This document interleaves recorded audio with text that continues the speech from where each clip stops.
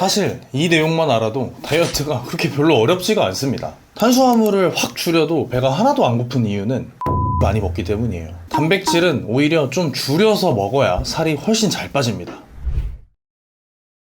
그럼 안녕하세요. 저는 3개월 동안 강의 플랫폼에서 키토제닉 강의로 전체 1위를 유지했던 키토제닉 1타 강사 김윤겸이라고 합니다. 키토제닉 식단 도시락을 판매하는 식품 브랜드 운영자이기도 하고요. 키토제닉 컨퍼런스를 주최하고 있기도 합니다. 또한 지난 2년 동안 키토제닉을 전문으로 현장에서 회원들을 지도했던 피트니스 트레이너였기도 합니다. 바로 본론으로 들어가 보겠습니다.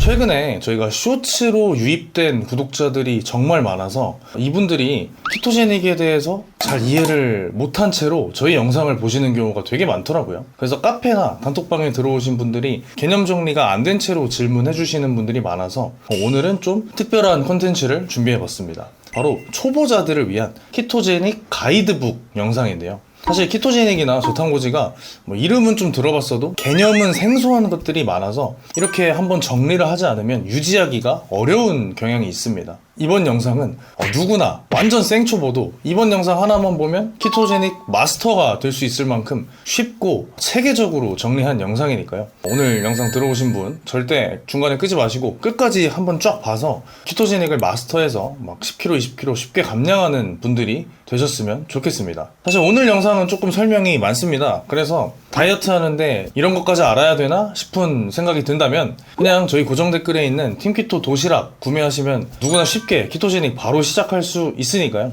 꼭 한번 확인해 보시길 바라겠습니다. 키토제닉의 좋은 재료만 선별해서 가장 살이 잘 빠지는 이상적인 탄단지 비율까지 정확하게 맞춰놨으니까 귀찮으신 분들은 그냥 저희 도시락 드시면 됩니다. 만약 그것도 귀찮으면 저희 온라인 PT를 수강하시면 코치님들이 알아서 다 지도해 주실 겁니다.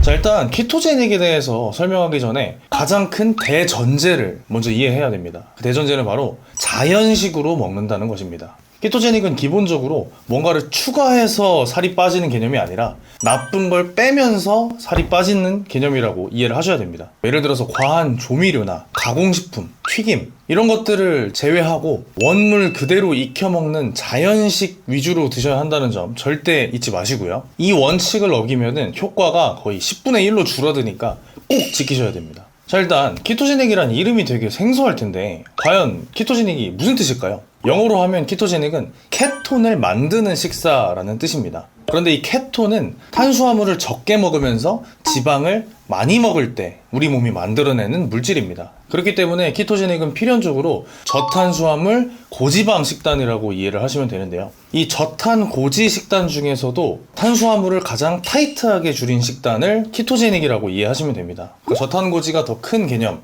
그 안에 키토제닉이 들어있다고 보시면 됩니다. 근데 사람들이 고지방 식단이라고 하면은 사실 부정적 인식을 가지는 경우가 굉장히 많습니다. 그렇기 때문에 저희 팀키토는 이 고지방을 고지방이 아니라 건강한 지방을 먹자는 의미에서 저탄고지가 아니라 저탄건지로 부르고 있다는 점 이해해 주시고요. 자, 그럼 키토제닉, 저탄건지를 하면 과연 뭐가 좋을까요?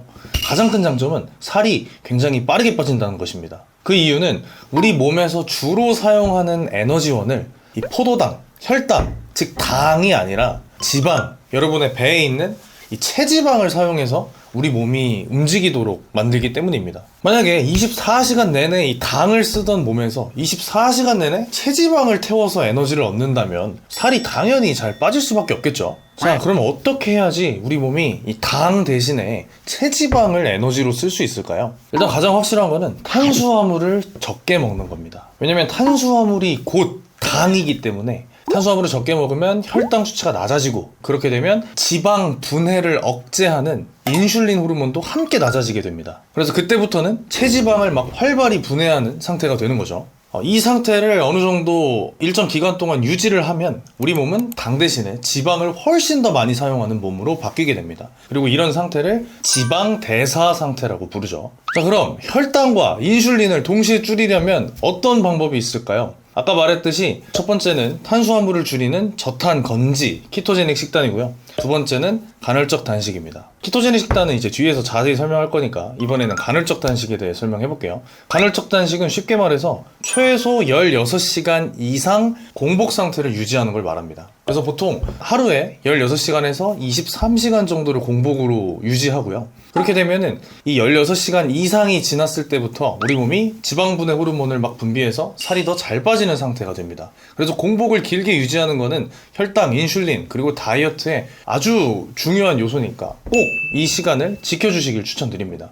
그래서 나머지 8시간에서 1시간, 즉 하루에 한 끼에서 2끼 정도만 먹게 되는 생활 패턴을 가지게 되는데, 이 패턴을 장기간 유지할수록 살이 더 잘 빠지고 대사가 좋아져서 에너지를 더 많이 쓰는 몸이 되게 되겠죠. 근데 보통 저녁을 굶어버리면은 사회생활이 어려워지기 때문에 아침을 굶는 아침 간헐적 단식을 많이 합니다. 저도 그렇게 많이 추천을 드리고 있고요. 이 단식 때는 뭐 물, 소금, 커피, 에사비, 영양제 정도만 드시고 다른 음식은 일절 안 드시는 게 좋습니다. 자, 그럼 단식은 오케이. 안 먹어서 혈당이 낮아지는 건 이해가 되는데, 그러면 식사를 하면서도 혈당을 낮게 유지하려면 어떻게 해야 될까요? 아까 말했듯이 탄수화물을 적게 먹는 게 핵심입니다. 근데 탄수화물을 적게 먹으면 막 너무 배고프지 않냐고요?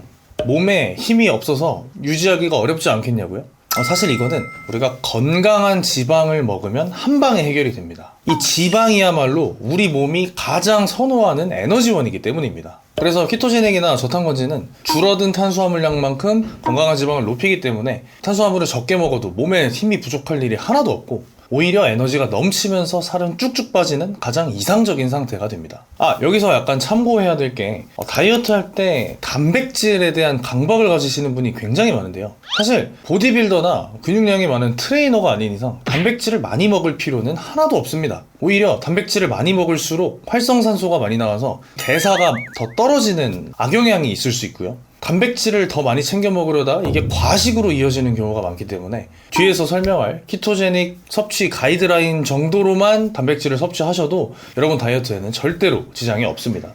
자, 그럼 다시 돌아와서 여러분이 키토제닉 식단을 하면서 탄수화물을 적게 먹으면 우리 몸은 케톤체라는 물질을 만들어냅니다. 이 케톤체가 하는 역할이 진짜 대단한데, 바로 세포를 회복시켜서 대사량을 높여주고, 또 케톤체는 가장 에너지 효율이 좋은 물질이기 때문에 우리 몸에 힘이 넘칩니다.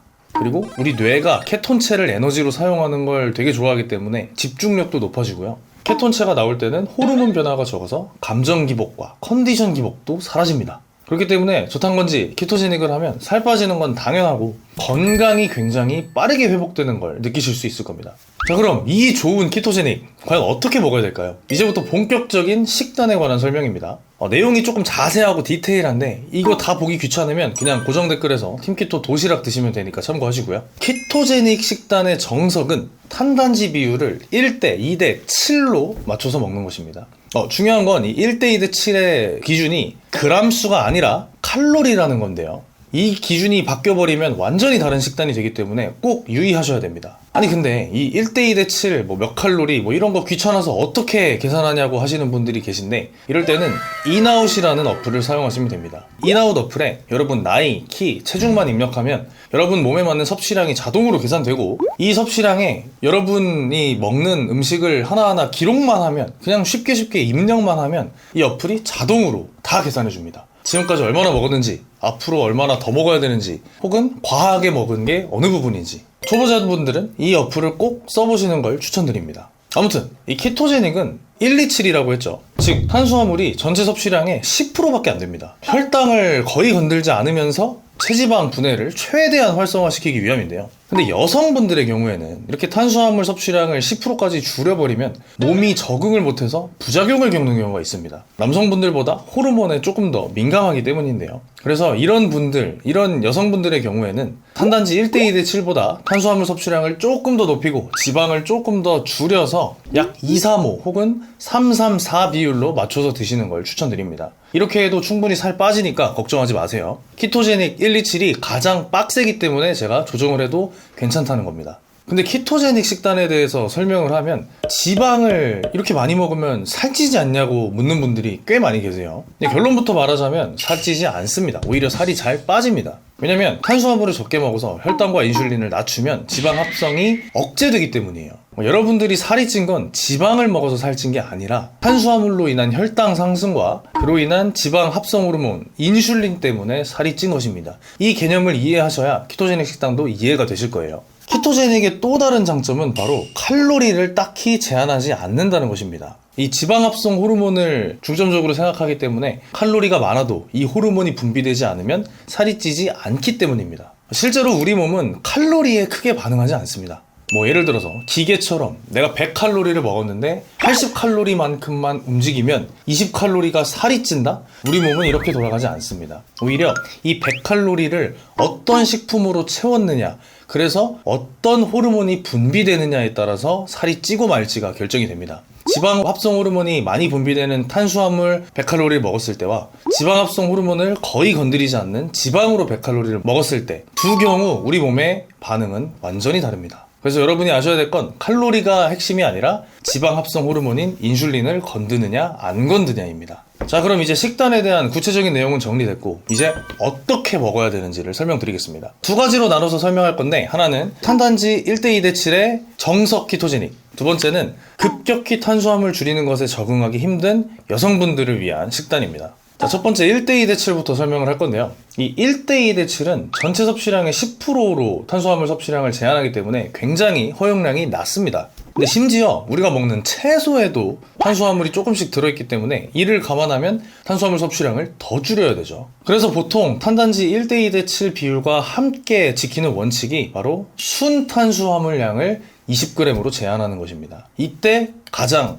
이상적인 키토제닉 식단이라고 할 수가 있어요. 우리가 아는 햇반의 중간 사이즈인 210g짜리 제품에는 순탄수화물량이 한 60g 정도 들어있습니다. 그렇기 때문에 이 햇반 중간 사이즈를 4분의 1 정도로 나눠서 먹으면 순탄수화물량을 약 15g 정도 섭취하게 되겠죠. 여기에다가 이제 채소를 조금 더하면 금방 순탄수화물이 20g으로 차버리고 맙니다. 그래서 정석 키토제닉에서는 탄수화물을 거의 먹을 수 없다고 보시는 게 맞아요. 물론 이거는 이제 섭취 칼로리에 따라 달라져서 남성분들은 순탄수를 조금 더 드실 수 있기는 합니다. 요거는 계산을 해보시면 알 거고요. 자, 그러면 햇반 4분의 1만 먹으면 너무 배고프지 않냐고 할 텐데 그렇지 않습니다. 왜냐면 우리는 지방이 풍부한 육류를 충분히 먹기 때문이에요. 이 육류에서 지방이라는 에너지원을 잘 섭취하기 때문에 배고프지도 않고 힘들지도 않습니다. 오히려 정신이 맑아지고 에너지가 넘칠 거예요. 그래서 키토제닉은 이 지방이 풍부한 삼겹살, 소고기 등심, 양고기, 고등어, 계란 이런 식품들을 주식으로 사용합니다. 그래서 익히기 전 기준으로 약 200에서 300g 정도 한 끼에 드시면 충분하고요. 간헐적 단식으로 아침을 거르기 때문에 이렇게 점심 저녁을 드시면 충분한 에너지를 얻을 수 있습니다. 근데 사람마다 적정량이 달라서 직접 먹어보면서 점점 맞춰가는 게 중요한데, 경우에 따라서는 한 끼에 500에서 600g 정도 드시는 분도 종종 계세요.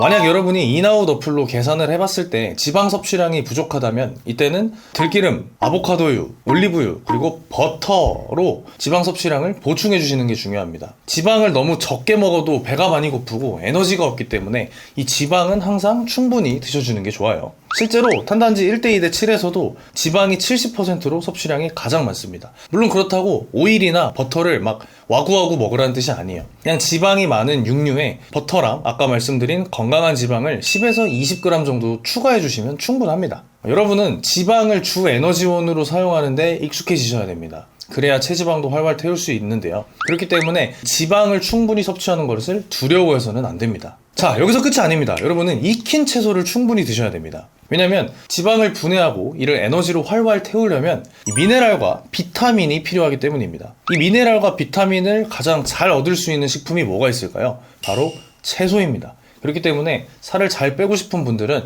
채소를 충분히 먹는 게 엄청 중요합니다. 단, 저번 영상에서 설명했듯이 채소에는 렉틴이나 옥살사 같은 독소가 있기 때문에 충분히 익혀서 드시는 걸 강력하게 추천합니다. 설명은 되게 복잡하게 했는데 사진으로 보면 약간 이런 느낌이에요. 굉장히 간단하죠. 그냥 접시 하나에 고기 200에서 300g 익혀서 놓고, 그리고 채소 100g 정도 충분히 놓고, 여기에 탄수화물 소량 얹고 버터나 건강한 지방 10g 정도 추가하면 그냥 키토제닉 식단 완성입니다. 오히려 이게 잘 차려진 한식 밥상에서 밥만 조금 덜어낸다고 생각하시면 이해가 빠를 거예요. 자, 이렇게 정석 키토제닉에 대해서 설명을 했는데, 아까 말했듯이 탄수화물을 급격히 줄이면 안 되는 여성분들을 위한 식단도 있다고 했었죠. 이제 이 부분에 대해 설명을 드리겠습니다. 이런 분들은 탄단지를 2:3:5에서 3:3:4 정도로 드셔주는 게 중요한데요. 오히려 이렇게 탄수화물을 높였을 때 살이 잘 빠지는 체질도 있습니다. 탄수화물을 높였는데 왜 살이 더 빠지는 거야? 라고 의문이 드신다면 지금 위에다가 제가 링크 띄워드릴 건데,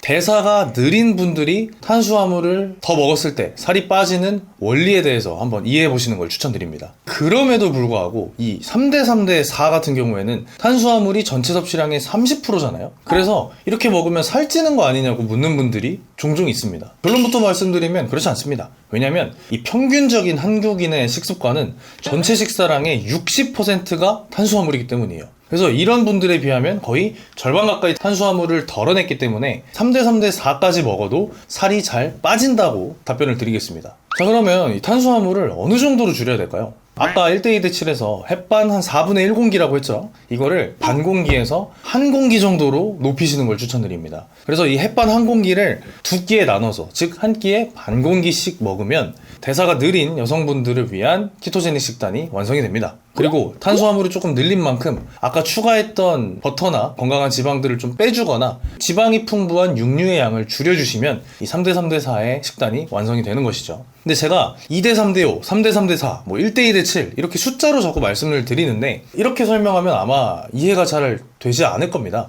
그래서 제가 사진으로 보여드리면 약간 이런 느낌이에요. 아까 1대2대7보다 탄수화물이 조금 더 늘어났죠. 그래서 이런 그림을 머릿속에 갖고 식사를 하시면은 아마 다이어트가 쭉쭉 되실 거라고 생각을 합니다. 근데 뭐 아까 말했지만 이런 게 다 귀찮으면 그냥 고정 댓글에 있는 팀키토 도시락 드시면 아주 손쉽게 식단할 수 있으니까 참고하시고요. 자, 영상이 조금 길어졌는데 다음 영상에서는 이 식단, 제가 보여드린 사진의 식단을 구성할 때 가장 좋은 식재료들과 먹어서는 안 되는 식재료들에 대해서 아주 자세하게 설명을 드리겠습니다. 오늘 영상과 그 다음 영상 이 두 편만 보시면 누구나 그냥 키토제닉 마스터 할 수 있으니까요. 다음 영상도 꼭 기대해 주시길 바라겠습니다. 자, 그럼 오늘 저는 여기서 오늘 영상 마치도록 하겠고요. 다음에는 더 알찬 영상으로 다시 찾아뵙겠습니다. 감사합니다.